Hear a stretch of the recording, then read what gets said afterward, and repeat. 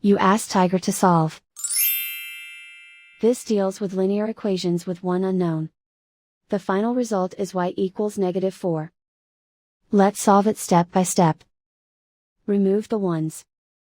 A variable's value does not change when it is multiplied by 1, so we can eliminate it. Swap sides.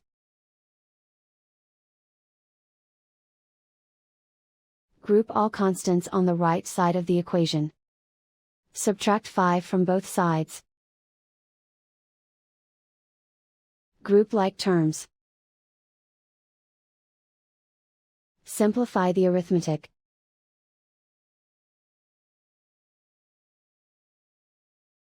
And so the final result is y equals -4.